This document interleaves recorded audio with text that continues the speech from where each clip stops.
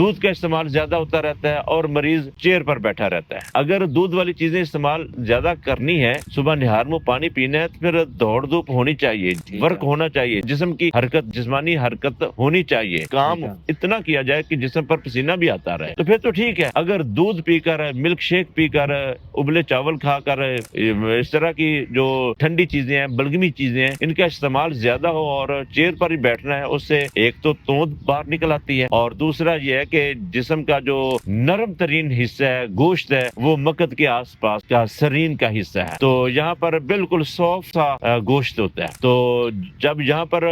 کچھ بلغمی مواد جمع ہو جائے پسینے کی شکل میں، رطوبات کی صورت میں، تو وہ وہاں پر اگر ٹھہرا ہی رہے، مریض کی حرکت بھی کم رہے، تو وہاں پر وہ جمنا شروع ہو جاتا ہے۔ اس کا جمنا ہی دانہ بننے کا سبب بنتا ہے۔ جب وہ دانہ بنتا ہے تو وہ ایسا ایسا ایسا ایسا اپنے جیسا مواد اور جمع کر لیتا ہے اپنے پیچھے، تو وہ ایک سلائی کی صورت اختیار کرنا شروع کر دیتا ہے۔